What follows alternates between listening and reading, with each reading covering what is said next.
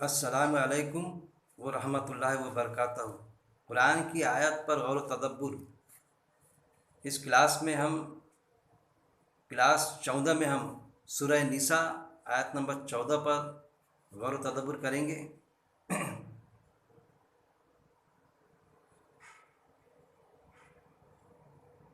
ومن اور جو کوئی یعصی نافرمانی کرے گا اللہ کی ورسولہ اور اس کے رسول کی ویتعدی اور وہ تجاوز کرے گا حدودہ اس کی حدود سے یدخلہ وہ داخل کرے گا اسے نارن آگ میں خالدن ہمیشہ رہنے والا ہے فیہا اس میں ولہ اور اس کے لیے عذاب ہے مہین ذلیل کرنے والا۔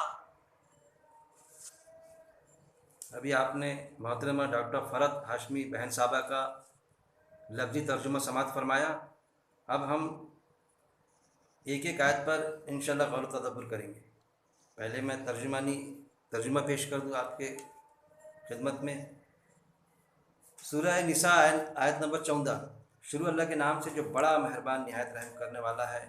اور جو کوئی نافرمانی کرے گا اللہ کی اور اس کے رسول کی اور وہ تجاوز کرے گا اس کے حدود سے، وہ داخل کرے گا اسے آگ میں ہمیشہ رہنے والا، وہ داخل کرے گا اسے آگ میں ہمیشہ رہنے والا ہے اس میں، اور اس کے لیے عذاب ہے ذلیل کرنے والا۔ کیا فرمایا ہے اللہ رب العزت نے اس آیت میں؟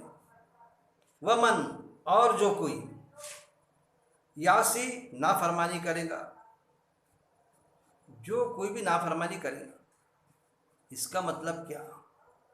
اس کو ہم سمجھیں گے کہ نافرمانی کون کرتا ہے؟ جو کسی چیز کو مانتا ہے اور اس کے بعد میں پھر عمل پیرا نہیں ہوتا۔ جیسا باپ کو مان لینا، باپ کو تسلیم کر دیا لیکن باپ کی نہیں ماننا اور اس کے احکامات کو نہیں ماننا، تو گویا کیا ہوا کہ نافرمانی کیا اس نے، اس کا باپ ہونے کا حق ادا نہیں کیا اس نے وہ چیز۔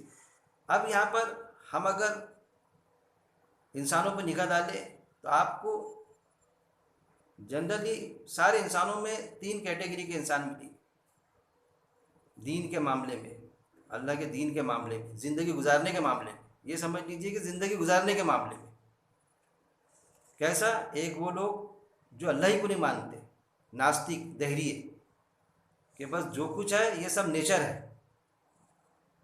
اور اللہ کو ماننا ہی نہیں، بس نیچر ہے جو آپ ایک سسٹم ہے جو چلے آ رہا ہے۔ تو اس طرح کے لوگ پوری دنیا میں مشکل سے، میں یہ سمجھتا ہوں کہ 10% شاید ملیں گے، 10-20% حد ہو گئی، لیکن 90% جنرلی لوگ کسی نہ کسی صورت میں شرک کریں گے۔ وہ الگ بات ہے کہ شرک کرے، لیکن اللہ کو تو مانتے ہو کہ کوئی ہستی ہے جو نظام ہستی چلا رہا ہے، کوئی ایسی طاقت ہے۔ ایک وہ کیٹیگری ہے کہ اللہ کو ماننا لیکن اللہ کی نہیں ماننا، یہ تیسری کیٹیگری۔ ایک وہ جو اللہ کو مانتے ہی نہیں، ایک وہ جو اللہ کو تو مانتے ہیں لیکن اللہ کی نہیں مانتے، کہ اللہ کو ماننا لیکن بس شرک میں مبتلا رہنا اور کسی چیز میں مبتلا رہنا باوجود اس کے کہ اللہ کو ماننا، یہ دوسری کیٹیگری۔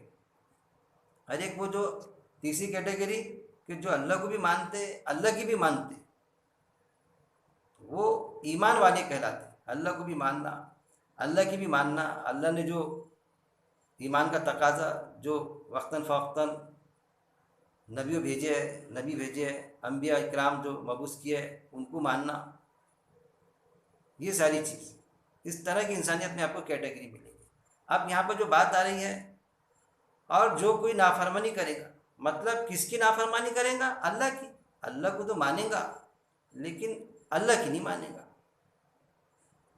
کہ ہاں ہے نا ایک اللہ، لیکن بھائی ایک اللہ ہے تو اس نے ایک کتاب نازل کی ہے نا، وہ کتاب قرآن ہے نا، اس کا ایک سلیبس ہے نا کہ زندگی گزارنے کا طریقہ انسان کس طرح زندگی گزارے، تو نہیں، میں اس کو تو نہیں مانوں گا، میں تو انسانوں کے حساب سے، انسان کو اللہ تعالیٰ نے بنایا نا عقل مند ہے کر کے، تو میں میرے عقل مندی کے فیصلے بناؤں گا، انسان کے قانون انسانوں پر ہم لاگو کریں گے ہماری عقل مندی کے حساب سے، باوجود اس کے کہ ان کو معلوم ہے کہ انسان کی عقل کیا ہے، محدود ہے، ایک سیمت ہے انسان کی عقل۔ ساری خوبیاں جو اللہ نے دیا انسان کو تو کیسی دیا؟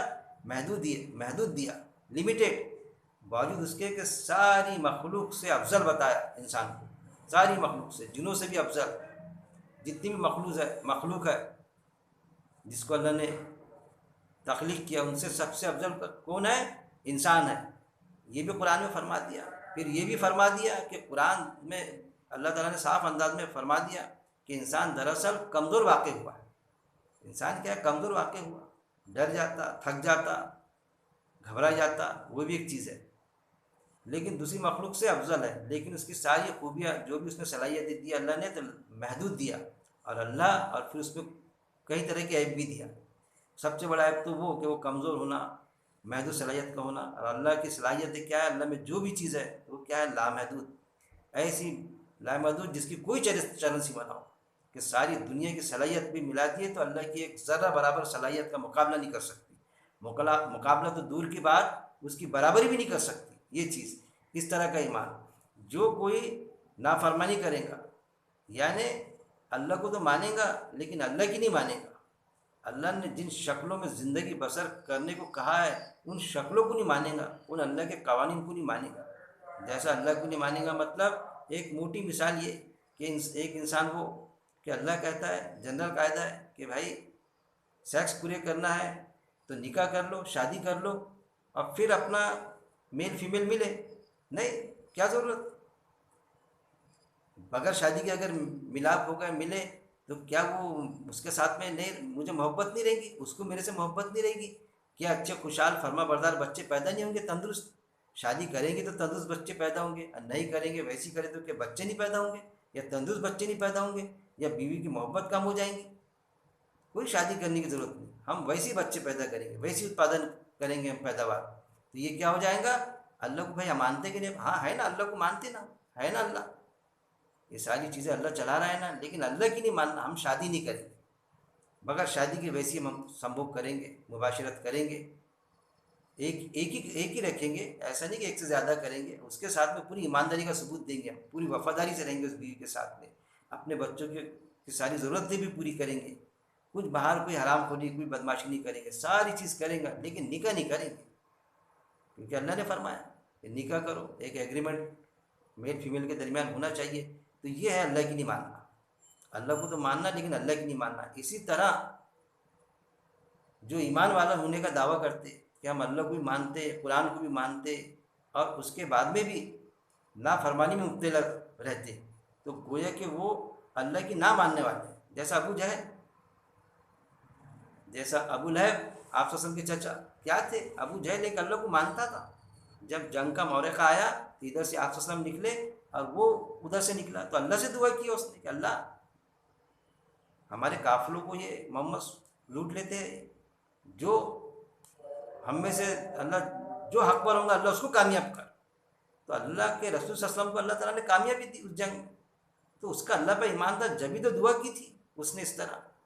ایسا ابو طالب بھی اللہ کو مانتے تھے، آپ صلی اللہ علیہ وسلم کے چچا، لیکن آپ صلی اللہ علیہ وسلم کو رسول ماننے سے انکار، یہ ہے اللہ کی ماننا، کہ جس کو اللہ نے رسول بنایا تو اس کو نہیں رسول مانیں گے ہم تو انتظار کریں گے کہ ابھی رسول آنے والا ہے، یہ ہم میں سے کیوں نہیں بنایا، جیسا یہود و نصارہ کا عقیدہ کہ ہم میں سے رسول بنانا تھا، کہ سارے رسول بنی اسرائیل سے آئے، یہ کوئی دوسرے خیمے سے کیسے آ کے، کیسا ہو سکتا ہے؟ یہ ساری جو نعمت ہے اللہ ہم پر نشاور کرتا، تو یہ ہے اللہ کی نہیں ماننا۔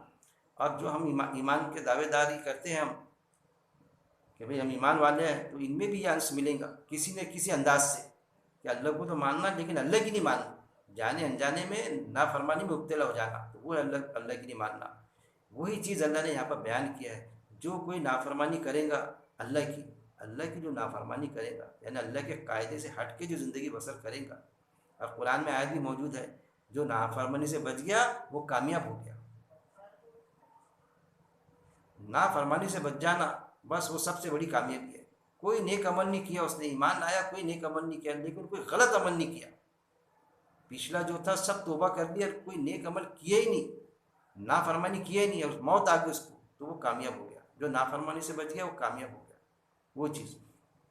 پھر ایک وہ چیز کہ اللہ کی نافرمانی، جو کوئی نافرمانی کرے گا اللہ کی، جو اللہ کی نافرمانی کرے گا، جیسا میں نے بتایا آپ کو تشریح میں، اور اس کے رسول کی، اب اللہ کی نافرمانی تو سمجھ میں آتی، لیکن اس کے رسول کی یعنی آپ صلی اللہ علیہ وسلم کی، یہ آیت پہلے بھی انبیاء اکرام کے لیے آئی ہوں گی، ان کی زبان میں، ان کی ٹائپ میں، اس وقت کے جب رسول اللہ نے جن کو بھیجا ان رسولوں کی نافرمانی. خیر وہ تو واقعات قرآن میں آتے جو گزر چکے. آج آخری رسول کی آخری کتاب، اللہ کی نازل کردہ کتاب ہمارے پاس میں موجود ہے جس پر ہمارا ایمان ہے. تو اس آیت کو ہم کس طرح لیں گے کہ رسول تو ہمارے بیچ میں نہیں ہے، پھر رسول صلی اللہ علیہ وسلم کی نافرمانی کیسی ہو جائیں گی؟ جب اس وقت میں آپ صلی اللہ علیہ وسلم موجود تھے، صحابہ رضی اللہ اجمعین تھے. اور تقاضا کس سے کر رہا ہے اللہ تعالیٰ؟ ایمان والوں سے. نافرمانی تو وہی کرے گا نا جو مانے گا. جس نے ایمان لایا، اللہ کو مانا، رسول کو مانا، پھر نافرمانی میں مبتلا ہوا، تو تقاضا اصل میں ایمان والے سے ہو رہا ہے. ذکر جو ہو رہا ہے، تذکرہ ایمان والے کے ہو رہا ہے. ایمان والی کی بات پیش کر رہا ہے اللہ تعالیٰ. اس وقت کے ایمان والے، تو اس وقت میں آپ صلی اللہ علیہ وسلم موجود ہے اور ان کے کسی فیصلے پہ کوئی نافرمانی کرے کہ نہیں میں نہیں مانتا، رسول تو مانتا ہوں آپ کو، لیکن آپ کا یہ فیصلہ ہم کو منظور نہیں، یا آپ کی فلاں بات ہم کو منظور نہیں، تو گویا کہ وہ ہوں گی نافرمانی. ہاں اپنی رائے پیش کر سکتے ہو. تو اس وقت میں تو ایسا کچھ ہوا نہیں، صحابہ رضی اللہ تعالیٰ اجمعین نے کبھی نافرمانی نہیں کی. آج آپ صلی اللہ علیہ وسلم ہمارے بیچ میں نہیں ہے، اللہ کی نافرمانی کا تو سوال پیدا ہوتا ہے کہ قرآن میں آیتیں موجود ہے، باقاعدہ حکم موجود ہے، تو ہم اللہ کی نافرمانی کیسے کر سکتے؟ باوجود اس کے کہ آیت ہے، وہ کرتے ہیں وہ الگ بات ہے کہ آیت میں تحریف کرتے، تکذیب کر لیتے، نافرمانی مبتلا ہوتے، وہ ایک الگ چیز ہے، اس کی تو پکڑ ہوگی. لیکن آپ صلی اللہ علیہ وسلم موجود نہیں ہے، پھر یہ آیت ہم سے کیسا تقاضا کر رہی ہے کہ آپ صلی اللہ علیہ وسلم کی نافرمانی؟ تو وہ چیز کو بھی ہم کو سمجھنا پڑے کہ اللہ کے رسول صلی اللہ علیہ وسلم ہمارے بیچ میں نہیں ہے، لیکن ان کے فیصلے جیسا ہوتا ہے نا، ایک فیصلہ جو قرآن میں جس کا ذکر ہے کہ ہمارے لیے جو نکاح کا اللہ نے حکم دیا کہ نکاح کرو 1 سے 2 سے 3 4 سے، اور آپ صلی اللہ علیہ وسلم کے لیے اللہ نے قید نہیں رکھی. آپ صلی اللہ علیہ وسلم کے 11 اور 13 ایسی ہماری ماؤں کا ذکر آتا ہے، نام بھی ان کے مینشن آتے ہیں تواریخ میں.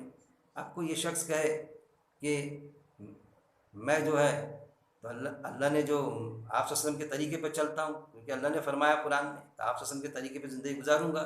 تو آپ صلی اللہ علیہ وسلم نے 11 یا 13 بیوے تھی، تو 11 13 نہیں، کم سے کم میرے کو 7 بیویاں تو کرنے دو بھائی بیک وقت، 4 نہیں 7 کروں گا. تو پھر کس کی نافرمانی ہو جائیں گی وہ؟ نہیں، سرکار سے مجھے بہت محبت ہے.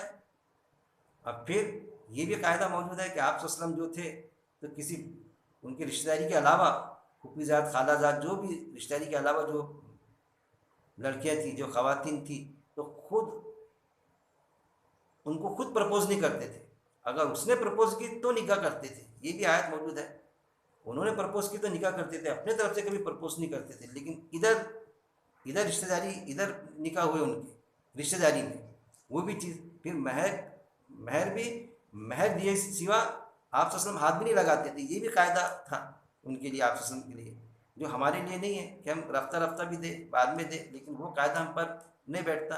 لیکن کوئی شخص کہے کہ میں آپ صلی اللہ علیہ وسلم کے طریقے پر ہی چلوں گا، تو میں 7 بیویاں میں کرنا چاہیے، تو پھر اس نے وہ کس کی نافرمانی میں چلے جائے گا؟ اللہ کی نافرمانی. کیوں کہ اللہ نے قاعدہ بنایا سارا کہ تمہارے لیے یہ قاعدہ ہے کہ تمہارے کو 1 2 3 4 سے اوپر 5ویں بیوی بیک وقت آپ رکھ نہیں سکتے، تو وہ اللہ کی نافرمانی میں گھس جائے گا.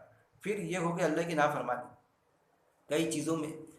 ایک مثال دیا میں نے، رسول کی نافرمانی کیسی ہوں گی کہ ایک وہ جو فیصلہ جو آپ صلی اللہ علیہ وسلم نے کوئی فیصلہ اس وقت میں دیے تھے تو وہ اس وقت میں نافرمانی. آج نافرمانی کیسی ہوں گی کہ جیسا کوئی کورٹ میں کیس چلتی، لوور کورٹ میں کیس چلی تو وکیل اسی نوعیت کی کیس ہوتی اور ہائر کورٹ کا فیصلہ رہتا کہ یہ ایسی کیس تھی، اسی ٹائپ کی کیس تھی، کینڈیڈیٹ کوئی اور تھا اس وقت میں، مجرم کوئی اور تھا، ظلم کرنے والا مظلوم کوئی اور تھا، لیکن اس ٹائپ کی کیس میں اس ٹائپ کا فیصلہ ہو گیا تھا، تو وہ ہائی کورٹ کا ریفرنس دیتا اس میں، تو لوور کورٹ اس کو ایکسیپٹ کرتی کہ ہاں ہائی کورٹ نے یہ ڈیسیجن دیا تھا کیا، تو وہ لوور کورٹ وہ ڈیسیجن کو بالکل مان لیتی. تو یہ فطری دین ہے. اب دیکھیے رسول صلی اللہ علیہ وسلم کی کیسی نافرمانی ہو جاتی کہ ایک فیصلہ جو قرآن میں اللہ نے بتایا کہ زانی کے کیا کر دو، زانی کو 100 کوڑے مارو، قرآن میں حکم ہے 100 کوڑے مارنے کا زانی کو، دوسرا حکم نہیں ہے قرآن میں. اور پورا قرآن آپ پڑھ لیں گے تو زانی کو 100 کوڑے مارو. لیکن جو ہم کو آتا، آپ صلی اللہ علیہ وسلم نے سنسار کیا، یعنی پتھروں سے مارنے لگایا، تو پھر ہم تو اللہ کی مانیں گے. مطلب رسول صلی اللہ علیہ وسلم جب تھے صحابہ رضی اللہ اجمعین کے بیچ میں تو وہ تو رسول صلی اللہ علیہ وسلم کی بھی مانتے تھے کیونکہ تواریخ موجود ہے، حدیث میں ہم کو ملتا ہے، لیکن ایک منکر حدیث رہا تو وہ تو یہی کہیں گا کہ بھائی میں اللہ کی مانوں گا، کیونکہ میں تو منکر حدیث ہوں، میں تو حدیث کو تو اس تواریخ کو مانوں گا ہی نہیں میں. تو وہ اس لیے منع کیا جاتا کہ منکر حدیث نہ بنے ہم. جو حدیث قرآن کی آیت سے ٹکرائیں گی تو اس کو اس سے ہم انکار کریں، اس کا منکر کریں، لیکن جو قرآن کے مطابق ہے تو اس کا کیسا. تو پھر اس نے کیا کیا، منکر حدیث بنا، مطلب اللہ کی تو بات مانا لیکن آپ صلی اللہ علیہ وسلم کی بات سے انکار کیا. اب اس نے یہ دیکھنا تھا کہ کیا یہ اللہ کے رسول صلی اللہ علیہ وسلم کا فیصلہ قرآن کی آیت سے ٹکراتا ہے. اس پر اگر وہ کیوری کرتا، اس پر اگر سوچتا تو اس کو باقاعدہ وہ فیصلہ ٹکراتا ہوا نظر نہیں آتا. تو اللہ کے رسول صلی اللہ علیہ وسلم نے کیا دیے، سنسار کر دو. قرآن میں تو سنسار کا ہے ہی نہیں حکم. تو پھر اگر وہ فیصلوں کو ہم نہ مانیں آپ صلی اللہ علیہ وسلم کی، اس طرح کے ایسے کئی فیصلے جو ہے کہ آپ صلی اللہ علیہ وسلم کیا ہے، ہائی کورٹ ہے، ہم کیا ہے لوور کورٹ کے ہم رہواسی ہیں، لوور کورٹ کے فیصلے ہیں. تو آپ صلی اللہ علیہ وسلم کے جس بات کا فیصلہ تواریخ میں موجود ہے، قرآن کے خلاف نہیں جاتا ہے وہ، تو وہ بالکل ہم سمجھیں گے کہ آپ صلی اللہ علیہ وسلم نے ایسا ہی فیصلہ دی ہوں گی. لیکن کیا یہ فیصلہ قرآن میں حکم موجود نہیں ہے، قرآن کے خلاف جاتا ہے، تو آپ کو یہی لگے گا کہ قرآن میں تو 100 کوڑے کا حکم ہے، آپ صلی اللہ علیہ وسلم سنسار کرنے لگا اس وقت میں. اور وہی فیصلہ آج جو اسلامی حکومت ہے، جو دعویٰ کرتی اسلامی حکومت ہے، تو وہ ہے ہی نہیں، مسلم حکومتیں ہیں جو کچھ حکومتیں یہ فیصلہ فالو کرتی. تو پھر 100 کوڑے کیوں نہیں لگائے جاتے، کیوں سنسار کیا جاتا. تو سوال یہ پیدا ہوتا ہے کہ آپ صلی اللہ علیہ وسلم نے کس کو کیا. تو تواریخ میں یہ بھی ملیں گا کہ ایک ہوتا ہے زنا غیر شادی شدہ کنوارے شخص کا، یا کنواری کوئی لڑکی ہے اس کا، ایک ہوتا ہے شادی شدہ آدمی یا شادی شدہ عورت کا زنا. تو دونوں بھی زنا ہی ہے، لیکن دونوں میں فرق ہے کہ شادی شدہ تھا، اس کے گھر میں بندوبست تھا، یا بیوی تھی اس کے پاس میں، یا بیوی کے پاس میں خاوند تھا اس کا، لیکن وہ ہونے کے بعد میں بھی اس نے اپنا منہ کہاں مارا، باہر مارا، ہونے کے بعد میں بھی باہر منہ مارا. تو وہ جو زنا کیا تو اس نے کیا کیا، اصل میں اس نے فساد کیا. اب وہ قرآن کی آیت ہٹے جنگ اس پر کہ فساد سے بہتر قتل ہے، کہ گھر میں میرے بریانی، کسی شخص کے گھر میں بریانی ہے موجود، اور بریانی گھر کی نہیں کھا کے باہر کی بریانی بغیر دعوت میں جا کے کھایا. گھر کی بریانی چھوڑ کے، وہ حلال کھانا تھا، تو وہ بغیر دعوت میں جا کے حرام کھانا ہوا نا وہ. تو پھر اس نے کتنا غلط کام کیا اس نے، کہ ہونے کے بعد میں بھی دعوت میں کھاتا. ہاں نہیں ہے، بھوک مری کا شکار ہو گیا تھا، بھوکا تھا، 3 دن بھلے ہی نہیں ہوئے تھے اس کو، اس کا دل بولا بریانی نہیں بنی تھی، دال ہی بنی تھی گھر میں، اور باہر کھا لیا، تو وہ بھی جرم میں آئیں گا، لیکن اتنا پاورفل جرم نہیں رہیں گا، اس کی سزا لوور کیٹیگری کی رہیں گی. جبکہ آپ کو قول بھی موجود ہے، ماں عائشہ رضی اللہ تعالیٰ عنہ ہماری ماں کا قول موجود ہے کہ جب بھی کسی غیر محرم پہ تمہاری نگاہ پڑے تو فوراً اپنی بیوی سے رجوع کر لو، کیونکہ اس میں وہی ہے جو تمہاری بیوی میں ہے. یہ قول دیکھیے کتنے صاف انداز میں ہماری ماں نے ہم کو بتلا دیا کہ اگر ہم آفس جاتے ہیں، ہماری ڈیوٹی جاتے ہیں، کہیں بھی جاتے ہیں، نگاہ پڑ جاتی ہے انسان کی، اور وہ سیکس امٹ پڑے آپ کے، تو آپ چھٹی ڈال دو، یہ کرو، نہ کہ اس کے پیچھے گھومے یا اس کا ساتھ کوئی بندوبست کرے، باوجود اس کے کہ وہ ہم کو کوئی گھاس نہیں ڈال رہی ہو، یا پھر وہ گھاس بھی ڈالے کہ وہ ہم پر عاشق ہو جائے، تو بھی ہم اس کے پیچھے نہ دوڑیں، فوراً لاحول پڑھ کے ہم ہمارے گھر آ جائیں، اور اپنی بیوی سے جو کرنا ہے، دن رات کی قید ہی نہیں ہے. یہ ساری چیزیں ملیں گی. تو پھر اگر جس نے شادی شدہ شخص نے ایسا کیا تو کیا کیا اس نے، گویا کہ اس نے فساد کیا. تو فساد کی سزا کیا ہے، فساد سے بہتر قتل ہے، قرآن کی آیت موجود ہے. ہونے کے بعد میں جب اس نے ایسا کیا تو فساد سے بہتر قتل ہے، تو اس شخص کو پھر سنسار کر دو. یہ چیزیں، کئی چیزیں قرآن میں حکم نہیں ہے کہ سونا جو ہے حرام ہے، کہیں بھی نہیں ملے گا. پورا قرآن آپ پڑھیں گے تو سونے کو حرام نہیں بتایا گیا، لیکن آپ صلی اللہ علیہ وسلم نے کی اس کو حرام. تو کیا وجہ تھی، طبی طور پر کی. آج بھی ہم کو پتہ چلتا کہ مرد اگر سونا پہنے تو اس کے سیکس میں کمی واقع ہو جاتی، وہ حساب سے آتا. تو وہ چیز، کچھ فیصلے آپ صلی اللہ علیہ وسلم کے طبی اعتبار سے تھے، تو وہ فیصلے ہم ایکسیپٹ کرنے میں کوئی حرج نہیں. تو یہ ہے کہ حکم مانو اللہ کا اور رسول صلی اللہ علیہ وسلم کا. یہ چیزیں ہیں، یہ چیزوں کو ہم کو سمجھنا پڑے گا. تو وہ جو حدیثیں آتی جو قرآن کی آیت سے نہیں ٹکراتی، اور قرآن آیت کی ترجمانی کرتی، اور وہ فیصلے آپ صلی اللہ علیہ وسلم کے، تو جو منکر حدیث ہوتے ہیں نا، کٹر پنتھی، تو وہ ان فیصلوں کو بھی نہیں مانتے. بس ان کو بہر ہے کہ آپ صلی اللہ علیہ وسلم نے کی طرف سے دی ہوئی حدیث ہے نا، یہ ہم نہیں مانیں گے، آنکھ مجھ کے ہم نہیں مانیں گے اس کو. کیوں، ہم تو قرآن کو مانیں گے، بس ہم اہل قرآن بن کے رہ جائیں گے بس. تو وہ چیز، تو پھر اس سے تو وہ چیز ہو جائیں گی کہ اگر ہم قرآن کی بات کو مانیں گے تو قرآن کیا ہے؟ تھیوری ہے. قرآن اپنے آپ میں پریکٹیکل تھوڑی ہے، تھیوری ہے، وہی نازل ہوتی ہے تھیوری ہے، لیکن پریکٹیکل عملی جامہ کس نے پہنایا؟ اس کو آپ صلی اللہ علیہ وسلم نے. تو اگر ہم حدیث کو نہیں مانتے ہیں تو گویا کہ ہم آپ صلی اللہ علیہ وسلم کے تو اقراری ہے، رسول ہونے کا اقرار کرتے ہیں آپ صلی اللہ علیہ وسلم کو، لیکن آپ صلی اللہ علیہ وسلم نے عملی جامہ نہیں پہنایا، اس سے انکار کرتے ہیں. یہ ہم اپنے آپ کو ثابت کریں گے. جو منکر حدیث ہے کہ ہم حدیث کو مانیں گے نہیں، کسی بھی حدیث کو نہیں مانیں گے، ہم تو قرآن کی بات کو مانیں گے. ہاں قرآن سے ٹکرانے والی حدیث ہوتی ہے، اگر کہ آیت سے ٹکراتی تو اس کو ہم نہیں مانیں گے، وہ الگ بات ہے. لیکن حدیث کو نہیں مانیں گے ہم تو پھر وہ کیا ہو جائے گا کہ بس تھیوری آپ صلی اللہ علیہ وسلم نے نعوذ باللہ پیش کر دی، کسی طرح کا کوئی عمل کیا نہیں. کیونکہ عمل کو ہم جسٹیفائی سرٹیفائڈ کرنے کو تیار ہی نہیں ہے کہ تھیوری آپ صلی اللہ علیہ وسلم نے پیش کر دی اور عمل سے ہمارا کوئی واسطہ نہیں. تو آپ صلی اللہ علیہ وسلم نے تھیوری نہیں پیش کی، اس کے ساتھ میں عمل بھی کیا. ساری تکلیف، جنگوں میں حصہ لیا، طرح طرح کی اذیتیں آپ صلی اللہ علیہ وسلم کو پہنچائی گئی، پہنچی دعوت دینے میں، عملی جامہ پہنایا آپ صلی اللہ علیہ وسلم نے. اور کچھ ایسی چیزیں کہ جو آپ صلی اللہ علیہ وسلم نے پرٹیکولر کیا جو ہمارے لیے نہیں ہے، جیسا 11-12 4 کے اوپر بیویاں رکھ لینا، آپ صلی اللہ علیہ وسلم کا مہر کا معاملہ، اور دوسرے دیگر اس میں ایسا تہجد کی نماز سورہ بنی اسرائیل میں ہے کہ تہجد آپ صلی اللہ علیہ وسلم پر زائد نماز اللہ نے کیا کہ یہ زائد نماز ہے جو آپ کے لیے ہے، لیکن وہ نماز تہجد کی آپ صلی اللہ علیہ وسلم کے لیے تھی. اور کیوں ہے؟ تاکہ ہم آپ کو مقام محمود عطا کریں. جب آپ وہ آیت پڑھیں گے، غالباً میں بول رہا ہوا آیت تو 48 ہے یا 70 ایسا کچھ ہے، سورہ بنی اسرائیل کی آیت ہے، تو اس میں 78 ہے یا 48 ہے جو بھی، تو اس میں صاف انداز میں اللہ نے فرما دیا یہ نفل نماز ہے تہجد زائد، نفل یعنی زیادہ نماز جو آپ کے لیے ہے. اور وہ نماز تہجد کا ہم اہتمام کرتے رات میں اٹھ کے، وہ تو آپ صلی اللہ علیہ وسلم کے لیے تھی. کیوں تھی؟ کہ آپ مقام محمود عطا کریں آپ صلی اللہ علیہ وسلم کو، جس کے لیے ہم دعا کرتے کہ اللہ تعالیٰ جیسے تو نے وعدہ کیا ویسے ہمارے نبی صلی اللہ علیہ وسلم کو، سرکار کو مقام محمود عطا کر. اور اسی میں ہم گھسے. ہاں ہم تہجد نہ پڑھے، راتوں کو اٹھے، قیام لیل ہے ہمارے لیے، ہم نمازیں پڑھے، قرآن پڑھے، راتوں کو نمازیں پڑھے، نفل نمازیں ہے نا ہمارے لیے. قرآن میں 2 ہی نمازوں کا ذکر ہے، ایک فرض نماز اور ایک نفل نماز. تو نوافل کا اہتمام ہم بھی کریں، لیکن تہجد کی جو کیٹیگری والی نماز تھی وہ آپ صلی اللہ علیہ وسلم کے لیے تھی کہ جب بھی نیند میں سے اٹھے تو آپ صلی اللہ علیہ وسلم کے لیے مسٹ تھی وہ نماز کہ وہ نماز پڑھے. تو یہ چیزیں ہیں. تو جانے انجانے میں ہم سے کیا ہوتا؟ حد سے تجاوز کر لیتے ہیں، جو آیت میں آگے آ رہا ہے کہ اللہ کی بھی نافرمانی کرتے ہیں. کبھی یہ ہوتا اللہ کی نافرمانی نہیں کرتے لیکن رسول صلی اللہ علیہ وسلم کی تو نافرمانی کر ہی لیتے ہیں، اور باوجود یہ کہ دعویٰ ہمارا کہ ہم جان لٹانے کے لیے تیار ہوں گے. جیسا ہوتا کہ کسی کا باپ ہوتا تو باپ کے لیے جان لٹانے کے لیے تیار، کہ کوئی باپ کو گالی دے دے یا کچھ کر دے یا کچھ بدسلوکی سے پیش آ جائے، زور سے بول دے تو اس کا گلا پکڑ لیں گا، اس کو مارنے کے لیے تیار.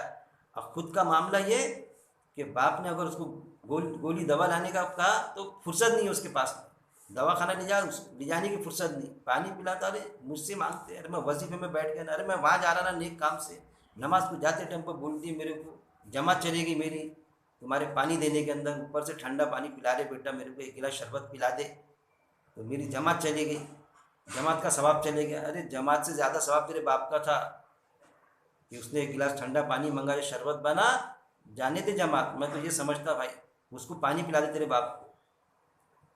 اگر اس نے پانی مانگا ٹھنڈا 1 گلاس، تو جماعت پکڑ لیا کہ میں 27 گنا کا ثواب کماؤں گا، اور اس اسنا میں اگر تیرے باپ کی موت ہو گئی، اب پانی اس کے منہ میں نہیں پڑا، اب کوئی یہ کہے کہ یار پانی مانگا تھا، میرے سے بہت بڑی غلطی ہو گئی، میں پانی مانگا بس نماز جماعت کے ثواب کے لیے نکلا میں، اور آیا یار تو والد صاحب کا انتقال ہی ہو گیا، میرے کو کیا معلوم تھا کہ مر جائیں گے وہ. ارے تیرے کو کیا معلوم تھا؟ تیرے کو معلوم تھا کہ مر جائیں گے وہ، تو کیا بولتا تیرے کو معلوم نہیں تھا؟ ہر کسی کو معلوم ہے، اللہ نے ڈکلیئر پیپر ہے یہ کہ موت کبھی بھی آ سکتی. میں جو آپ کو بات جو سمجھا رہا ہوں، آپ جو سمجھ رہے ہیں، میری اگلی الفاظ تو دور کی بات، اگلی سانس بھی نکلیں گے یا نہیں اس کی بھی گارنٹی نہیں ہے. تو یہ کیا گارنٹی تھی تیری کہ تیرا باپ تیرے سے ٹھنڈا پانی مانگ رہا تھا، بیمار باپ یا اچھا جو بھی باپ لا تیرے اوپر سے بیٹا ٹھنڈا پانی، دل میں بڑا میرے یہ لگ رہا ہے ٹھنڈا پانی تو میں نماز کے بعد میں دے دوں گا. کیسا سوچ لیا تو نے؟ 27 گنا کے ثواب کو، ارے چلے جاتا تھا 27 گنا، 1 گنا تو ملتا تھا، نماز کا وقت تو نہیں چلے جا رہا تھا، پانی پلا دیا ہوتا باپ کو تو زندگی بھر پچھتاتے رہتا. اب پھر میرے باپ کو کیا پسند تھا، میٹھا پانی نصیب نہیں ہوا تو باپ کے نام سے بڑی بڑی سبیلیں، یہ میٹھے پانی پلا رہا ہے لوگوں کو، یہ فریجیں دے رہا ہے لوگوں کو، کچھ کام نہیں آنے والا، یہ اچھے بڑھیا کھانے کھلا رہا ہے، میرے والد محترم کو میٹھا بہت پسند تھا، بریانی بہت پسند تھی، بریانی کھلا، میٹھا کھلا غریبوں کو، اور جب آپ زندہ تھا ایک پلیٹ بریانی نہیں کھلایا کبھی، بس تم کو ابھی تو کھانا کھایا، تم کو اور بھوک لگ گئی کیا؟ یہ چیز، یہ ساری چیزیں ہم کو معاشرے میں ملتی کہ ہم بس یہ سوچتے کہ بس ہم اللہ کو پالیں. ارے اللہ کہاں ہے؟ اللہ وہاں ہے جو کام اللہ نے کرنے کا کہا، وہ کام ہی اصل میں وسیلہ ہے ہمارا. جو ہم نیک عمل کریں وہ اللہ کے، وہ وسیلہ، وہ ذریعہ ہے اللہ کے قریب تر قریب ہونے کا. آتا ہے نا، میں بھوکا تھا تو نے مجھے کھانا نہیں کھلایا، میں پیاسا تھا، میرے تن کو کپڑے نہیں تھے، بندہ پوچھے گا اللہ، وہاں اللہ جو کہیں گا. یہ تلمود میں آتا جنرلی جو بھی، لیکن بات پڑتی وہ کہ بندہ اللہ سے پوچھے گا اللہ تو اور پیاسا، تو اور بھوکا، تیرے تن پہ کپڑے نہیں. وہ شخص جو پیاسا تھا، وہ جو شخص بھوکا تھا، وہ جس کے تن پہ کپڑے نہیں تھے، وہ جو تیرے سے مانگ رہا تھا، اگر تو اسے دیتا تو تو مجھے پا لیتا وہاں. یہ چیز ہے بندوں کا حق. اس میں یہ دیکھنے کی ضرورت نہیں کہ وہ ہمارا ذات بھائی ہے، رشتہ دار ہے، کہ غیر مسلم ہے، ہمارا دشمن بھی ہے اور بھوکا ہے، مانگتا، ہم سے ریکوائرمنٹ کرتا، تو ہم کو کوئی تحقیق کرنے کی ضرورت نہیں، دے دیں ہم اس کو وہ چیز. یہ سمجھے کہ اللہ نے بھیجا وہاں پر، اللہ کا امتحان ہے ہم پر، تو ہم تو اتنی دوری پر ہے کہ اس کو دینا تو دور کی بات، ماں باپ کے ساتھ میں ہمارا سلوک صحیح معنوں میں نہیں ہے. تو یہ ہے اللہ کی بھی نافرمانی ہو رہی، اور رسول پاک صلی اللہ علیہ وسلم کی بھی ڈائریکٹ انڈائریکٹ نافرمانی ہو ہی رہی ہے. دعویٰ یہ کہ آپ صلی اللہ علیہ وسلم کے لیے ہم مرنے مٹنے کو تیار ہیں، ہمارے باپ کے لیے بھی مرنے مٹنے کے لیے تیار ہیں ہم، لیکن نافرمانی میں بھی مبتلا ہے. وہی چیز. اور آپ صلی اللہ علیہ وسلم کے تو، سرکار کے تو محبت کا تقاضا یہ ہے کہ ہمارا ایمانی مکمل نہیں جب تک کہ ہمارے ماں باپ سے بھی زیادہ آپ صلی اللہ علیہ وسلم سے محبت نہ ہوں. کسی کو اپنے ماں باپ سے کم محبت ہے یا ماں باپ کے برابر محبت ہے آپ صلی اللہ علیہ وسلم سے، تو بھی اس کا ایمان مکمل نہیں. ماں باپ سے بھی زیادہ. اس لیے حدیث میں آتا کہ صلی اللہ علیہ وسلم آپ پر ہمارے ماں باپ قربان. وہ ہستی، ویسی پرسنالٹی، ویسی شخصیت ہے. صرف بولنے سے کام نہیں چل جاتا کہ محبت کی دعائیں دینا اور بس، اور عمل سے خالی. تو کیا فرمایا اللہ نے؟ جو کوئی نافرمانی کرے گا اللہ کی اور رسول صلی اللہ علیہ وسلم کی، اور وہ تجاوز کرے گا اس حدود سے، پھر اس حدود سے جو حدود اللہ نے باندھے قرآن میں، جیسا میں نے آپ کو فرمایا، جیسی حدیثیں ہیں جو قرآن کے مطابق بالکل جڑتی، وہ فیصلے کے قرآن میں حکم موجود ہے.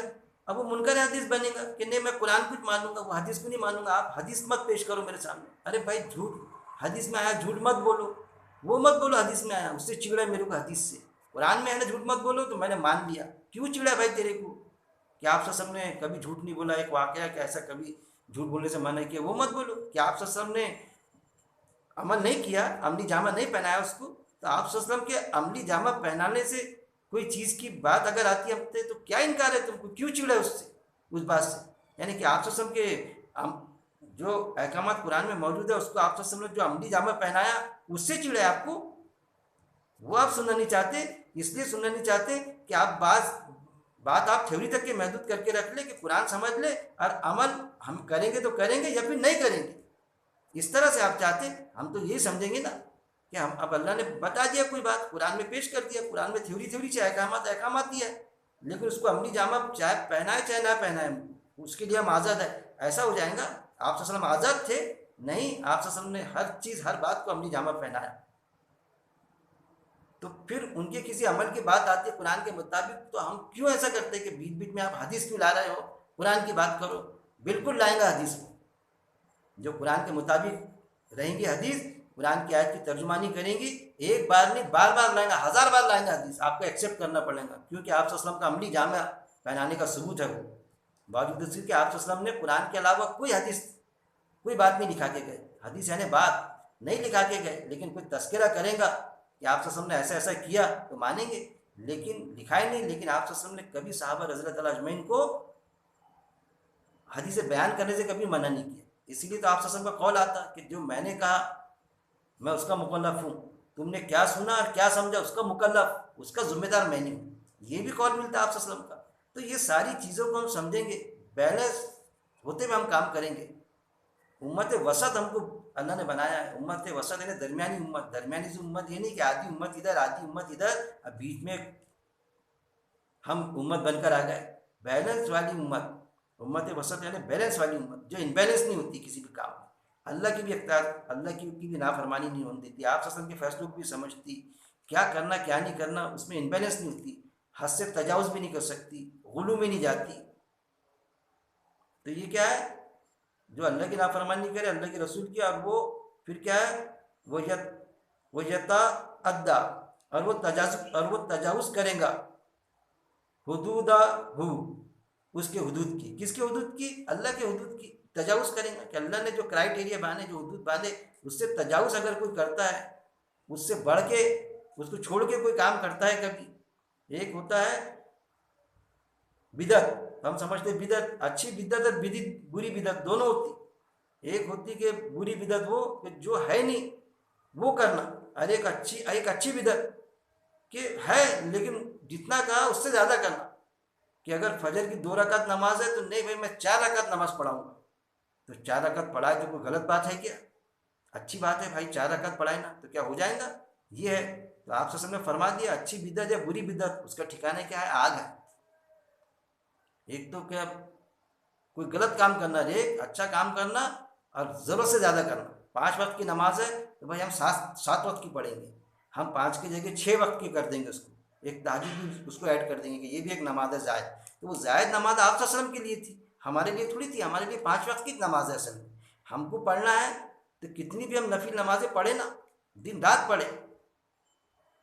تو اس پر بھی ماں عائشہ رضی اللہ تعالیٰ عنہ کا قول ہے. ماں عائشہ ہماری ماں نے فرما دیا ہم کو، ماں عائشہ رضی اللہ عنہ نے، کہ اتنی عبادت کرو جتنی کی تمہیں استطاعت ہو، کیپیسٹی ہو، مطلب اتنی ہی عبادت کرو جتنے کی تمہیں استطاعت ہو، کیونکہ اللہ نہیں اکتاتا یہاں تک کہ تم اکتا جاؤ. دیکھیے ماں عائشہ رضی اللہ عنہ نے، ہماری ماں نے وقتاً فوقتاً بہت بہترین گائیڈ لائن کی ہم کو، کہ خود ہی ہم عبادت کرتے زیادہ، استطاعت سے زیادہ. قرآن کی یہ جو ہے ہماری ماں کا جو قول ہے بالکل قرآن کی آیت کی ترجمانی کرتا، کہ اللہ تعالیٰ کسی بھی متنفس پر اس کے استطاعت سے زیادہ بوجھ نہیں ڈالتا. جتنی ہماری طاقت ہے ہم اتنا کام کریں، جتنی عبادت کر سکتے ہیں ہم اتنی کریں عبادت. 5 وقت کی نماز کیا، 5 وقت کی نماز پڑھے. نفل نماز آپ پڑھ سکتے پڑھو، جتنی پڑھنا چاہے پڑھ سکتے. نہیں رات بھر پڑھ رہے نماز، نوافل نماز کا اہتمام کر رہے، رو رہے دھو رہے سب کر رہے، پھر کوئی دنیاوی کام نہیں ہو رہا، سروس نہیں لگ رہی، یا کچھ جس کے لیے کر رہے تھے، بیوی کے لیے کر رہے تھے، اس کی جان نہیں بچی، یا پھر کچھ ایسا کچھ ہو گیا تو پھر نماز ہی چھوڑ دی کہ بھائی اللہ ہماری سنتا نہیں. تو اللہ نے تو کہا نہیں. تو میں نے بہت بھائی دیکھے نا تم نے کیسا، ہاں یار تم تو کتنے رات بھر نماز پڑھتے تھے. میں جب اٹھتا تھا تو کھڑکی میں سے آپ کا سائے دکھتا تھا، نماز ہی پڑھتے رہتے تھے رات بھر. ہاں یار بہت پڑھا. اب کیا ہو گیا بھائی؟ اب اللہ میری نہیں سنتا، تو فرض نمازی بھی نہیں ہو رہی، پھر نکل جا رہے دور تک کے، لمبے لمبے نکل جا رہے. اب بعد میں پھر آ رہے تو 1-2 سال اس کی وہ رہ رہی کرنٹ، اب بعد میں پھر وہ کرنٹ نکل جا رہا ہے، پھر فرض نمازوں کا بھی اہتمام نہیں ہو رہا، اب پھر کم تلنا بھی چالو، یہ بھی. تو یہ کیا ہے؟ اب پھر بے شرمی یہ کہ ہو بیٹری چارج کرنے جانا پڑتا. کیا ہے بھائی؟ ایسا ہے کہ یہ کوئی بیٹری ہے کیا کہ چارج ہوں گی پھر چارج ختم ہو جائیں گی؟ ایسا تھوڑی ہوتا. یہ جو چیز آئے تو اس کو آپ باندھیں ہمیشہ کے لیے کہ بس اب میں ایسا کروں گا، اور اتنے ہی باندھے جتنی تمہاری طاقت استطاعت ہے. کہ بھائی میری طاقت ہے کہ میں نفل نماز 4 پڑھ سکتا فرض کے علاوہ، تو 4 آپ نفل نماز پڑھے. آپ کوئی حج کی بات نہیں، 2 پڑھ سکتے 2 ہی پڑھے.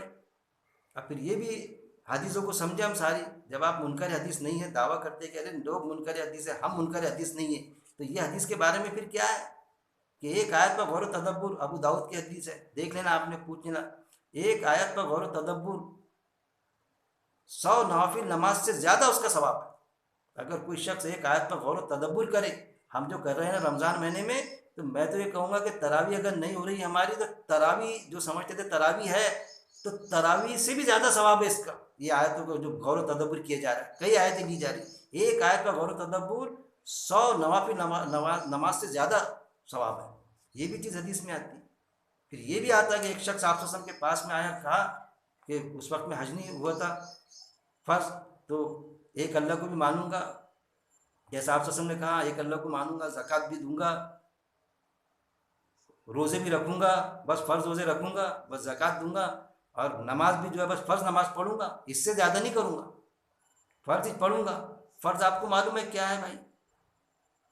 ٹوٹل 4 4 8 سے 12 رکعت ہوتی دن بھر کی فرض. تو بس فرض نماز پڑھوں گا. جب وہ شخص جانے لگا تو صحابہ رضی اللہ تعالیٰ سے آپ صلی اللہ علیہ وسلم کہنے لگے کہ تم کو جنتی شخص دیکھنا ہے کیا؟ بولے ہاں شخص. وہ تو بڑے چوکنے تھے. وہ جو شخص جا رہا ہے نا جس سے بھی میری بات ہوئی تو وہ تو بات وہ بھی سن رہے تھے نا. جیسا ہم سنتے کوئی بات ہو تو ہم ہمارے کان تھوڑی بند کر لیتے. ہر ایک ذمہ دار شخص جب کوئی بات کرتا تو وہاں تو برابر کان لگ جاتے ہمارے. ارے عالم صاحب کیا بات کر رہے, کیا سمجھا رہے, وہ شخص کیا پوچھ رہا. تو وہ تو صحابہ رضی اللہ اجمعین سن رہے تھے نا. وہ شخص جو جا رہا ہے نا بولے جنتی شخص دیکھنا ہے آپ کو, وہ شخص جا رہا ہے یہ جنتی شخص ہے. جس نے زائد کی بات ہی نہیں کی بس اتنا ہی کروں گا جتنا ہے حکم, تو جنتی کر کے بتائے. یہ بھی حدیث موجود ہے. تو پھر ضرورت سے زیادہ کرنے کی ضرورت نہیں, ایسا نہیں کہوں گا میں, لیکن یہ نہ سمجھیں ہم کہ ہماری استطاعت کے اوپر ضرورت سے زیادہ کرے اور بعد میں پھر جو ضرورت تھی, جو چیز فرض نمازیں تھی جتنا دینا چاہیے تھا وہی چھوڑتے بعد میں ضد میں آ کے بولیے یا تھک ہار کے چھوڑتے ہم. جب پھر یہ سمجھے کہ ایسی عبادت کرتے تھے کہ پیروں میں ورم آ جاتے تھے, یہ چیز کوئی ضرورت نہیں بھائی پیروں میں ورم لانے کی, تمہارے کوئی ضرورت نہیں. ضرورت سے زیادہ روزے رکھنے کی. ایک شخص آپ کے پاس میں سال بھر روزے رکھتا, منع کیا کہ نہیں میں روزے بھی رکھتا ہوں, یہ بھی ساری چیزیں ساری حدیث آپ اگر بیلنس سے کام لیں گے تو ساری چیزیں آپ کو ملیں گی انشاءاللہ. تو یہ ہے کہ اور جو کوئی نافرمانی کرے گا اللہ کی اور اس کے رسول کی یعنی آپ صلی اللہ علیہ وسلم کی, اور وہ تجاوز کرے گا اس کے حدود کی, یہ بھی میں نے آپ کو بتا دیا ہے. حدود کی تجاوز جو کرائٹیریا اللہ نے قرآن میں باندھے, جیسا آپ صلی اللہ علیہ وسلم نے کیا اس سے زیادہ کرنے کی کوشش کرے گا, وہ داخل کرے گا اسے, وہ داخل کرے گا اسے. کون داخل کرے گا اسے؟ اللہ داخل کرے گا اسے. کس کو؟ ویسے شخص کو جو حد سے تجاوز کرے گا, زیادہ کا شانہ بنے گا.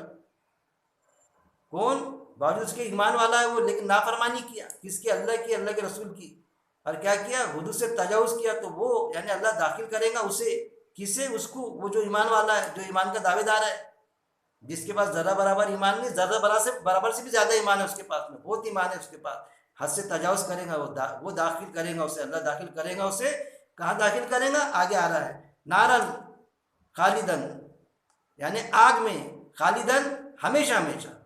وہ داخل کریں گا, اللہ داخل کرے گا اسے آگ میں, ہمیشہ رہنے والا ہے. آگ میں داخل کرے گا, کیسا داخل کرے گا؟ ہمیشہ کے لیے. ہم جو سمجھتے ہیں نا جائیں گے نکل جائیں گے, کہاں ہے؟ نافرمانی کیا باوجود اس کے ایمان والا تھا, اور یہ آیت آپ کو خالدون ابدن ہمیشہ ہمیشہ دوزخ میں رہیں گا. قرآن میں کم سے کم 22 جگہ یہ آیت ملیں گی آپ کہ جو دوزخ میں جائیں گا ہمیشہ رہیں گا, جنت میں جائیں گا ہمیشہ رہیں گا. تو جنت کا پڑ جاتا ہمیشہ, جنت میں جاؤں گا ہمیشہ رہوں گا میں, وہ پڑ جاتا میٹھا میٹھا. لیکن دوزخ میں ہمیشہ ہمیشہ نہیں پڑتا. وہاں سے حدیث کھینچ کے لاتے کہ ایک نہ نکل جائیں گے, شفاعت کر دیں گے آپ صلی اللہ علیہ وسلم, پھر ایک بڑی کھیپ کو نکال لیں گے. وہ قرآن کی آیتوں سے ٹکرانے والی حدیثیں لا کے چپکاتے اور چانس مارنے کے کام کرتے, بالکل یہود و نصارہ کا عقیدہ جس کو اللہ نے کنڈم کیا, ضرب لگایا ان کے عقیدے پر. سورہ البقرہ آیت نمبر 80 پڑھ لینا آپ نے. سورہ ال عمران آیت نمبر 24 میں اللہ نے فرما دیا کہ یہ کہتے ہیں کہ ہم کو دوزخ کی آگ نہیں چھوئیں گی مگر گنتی کے چند دن. کیا تم نے اللہ سے کوئی عہد لے رکھا ہے؟ وہ چیز ملتی کہ اللہ نے ان کے عقیدے کو ضرب لگایا, وہ عقیدہ ہمیں گھر کر گیا. اور آپ صلی اللہ علیہ وسلم کا فرمان بھی آپ یاد کر لینا. بھی سوچو آپ کہ آپ صلی اللہ علیہ وسلم نے کیا فرمایا کہ بنی اسرائیل جس بل میں گھسی, میری امت بھی اس بل میں گھسیں گی اور اس سے زیادہ گھسیں گی.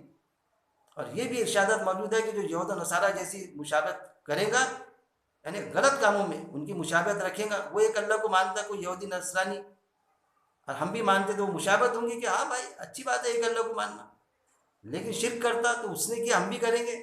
کوئی غلط کام جو ان کی مشابہت کرے گا تو اس کا حال اللہ کیا کرے گا, ان کے ساتھ میں کر دیں گا.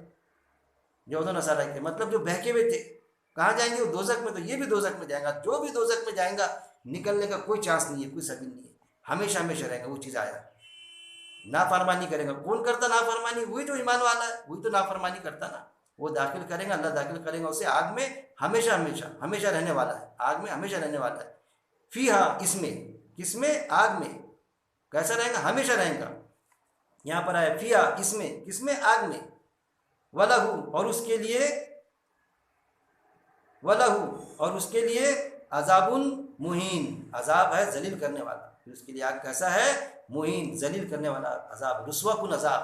یہاں پر ٹرانسلیشن میں لیے محترمہ نے کہ ذلیل کرنے والا. ذلیل کے معنی ہوتے اردو میں رسوا کن, لیکن عربی میں جب بھی ذلیل آئے گا تو وہ بھی یاد رکھنا آپ نے. عربی میں جب بھی ذلیل آئے تو ذلیل کے معنی ہوتے کمزور. عربی میں اگر ذلیل آئے تو کمزور, اور اردو میں آیا تو ذلیل یعنی رسوا، یہاں پر آیا مہین، عذاب مہین یعنی ذلیل کرنے والا، رسوا کن عذاب، ایسا عذاب جو رسوا کن عذاب ہوگا۔ عذاب بھی ہوتے ہیں نا، جیسا قیامت قیامت جو ہے، قیامت کی گھڑی جو آئیں گی ساتھ، تو وہ تو عذاب ہی رہیں گا نا، تو اس کو تو ایمان والے بھی بھگتیں گے، اور جو ایمان والے رہیں وہ بھی بھگتیں گی۔ وہ جو تپیش رہیں گی، وہ پہاڑ اڑیں گے تو کیا ایمان والوں کو نہیں دکھیں گے؟ وہ تپیش ان کو پریشانی نہیں ہوگی؟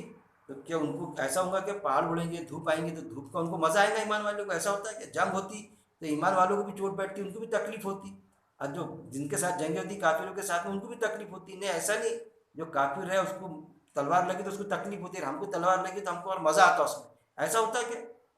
تو ایک جو عذاب ہوتا، تو یہاں پر یہ ہے کہ رسوا کن عذاب، کیسا عذاب ملے گا ان کو؟ رسوا ہونے والا عذاب۔ وہ جو قیامت کے ساتھ آئیں گی تو ہم بھی بھگتیں گے، اگر ابھی قیامت آ گئی، قیامت اچانک آئیں گی، ابھی آ گئی تو عذاب سب بھگتیں گے، لیکن ان کا جو ایمان والے رہیں گے ان کا رسوا کن عذاب رہے گا۔ کیسا؟ ناکامیابی والا، توبہ کے دروازے بند اور ہمارے لیے کامیابی کے دروازے کھلے، کہ یہ جو تکلیف ختم ہوں گی، جب حساب کتاب ہوگا تو اللہ کہاں ڈالیں گا؟ ہم کو جنت میں ڈالیں گا۔ یہ ہمارا عقیدہ ہے، نا امیدی کفر ہے نا۔ اگر ہم ایمان والے ہیں واقعی طور پر، اللہ دلوں کے راز جانتا ہے، ابھی قیامت آ گئی تو وہ تکلیف ہوں گی ہم کو، چند ہمیں ہو، چند سال ہو، جو بھی جیسا وہ عذاب رہے گا، لیکن اس کے ساتھ میں جیسا کوئی وبا آتی، کورونا وائرس آ گیا، جس کسی کی وجہ سے آیا، اللہ کا عذاب ہے، لیکن ایمان والے جو ہے نا موجود، ان کو تو تکلیف ہو رہی نا۔ آپ اگر ایمان والے تو آپ کو تکلیف ہو رہی ہے نا، میں اگر ایمان والا ہوں تو مجھے تو تکلیف ہو رہی ہے نا۔ جو ایمان والے بھائی ہیں ان کو تو تکلیف ہو رہی ہے نا، گھروں میں کنڈے ہوئے پرہیز کرنا پڑ رہا ہے، ارے آ جاتا کہ یہ وہ، اللہ سے دعائیں کر رہے ہیں، ایسا کہ ہم کو مزہ آ رہا کر کے ہم کھلے عام کہیں بھی جا سکتے ہیں، ہم کو تھوڑی قرآن ایمان والے، ایسا ہے کہ عذاب سب کے لیے آتا، لیکن ہم مرے تو جو حدیث ملتی کہ جو کوئی وبا آئی اپنی جگہ نہ چھوڑے اور وہ مر گیا تو اس کو شہادت کا مرتبہ دیے گیا، کہ اللہ کی گواہی دیا، اس نے نہیں چھوڑا اسپاٹ، اس نے مقابلہ کیا، اللہ سے دعا کیا اس نے۔ اور جو ایمان والا نہیں ہے کہ بیماری آنے کے بعد میں بھی ایک اللہ کو نہیں مانا، ادھر ادھر اس کی چالو، شرک چالو، یہ چالو، اللہ کو چھوڑ کے دوسروں سے مانگنا، اور سارے برے کام، باہر چوری کرتا تھا تو وہ چوری چھوڑ دیا، لوگوں کے گھروں میں چوری کرنا شروع کر دیا، جو بھی اللہ کی نافرمانی میں مبتلا رہے گا تو پھر تو کیا ہے، اس کو بیماری سے بھی مارا تو اس کو کیا ہمارا دوزخ ہی ملنا ہے، اور ہم بیماری سے بھی مارے اس تو جنت ملنا ہے۔ اسی لیے آتا ایمان والے کے دونوں ہاتھ میں لڈو ہے، اگر جیتا تو غازی کہلایا، اور اگر مر گیا تو شہید کہلایا۔ یہ چیزیں ایمان والے کے تو دونوں ہاتھوں میں لڈو ہے، صرف سمجھنے کی ضرورت ہے۔ تو اللہ سے دعا ہے کہ اللہ رب العزت قرآن کو سمجھنے، پڑھنے، اس پر عمل کرنے، اس پر غور و تدبر کرنے، ایک ایک آیت پر غور و تدبر کرنے، اور موت تک اس پہ جمع رہنے کی میرا مالک توفیق دے۔ وآخر دعوانا ان الحمد للہ رب العالمین۔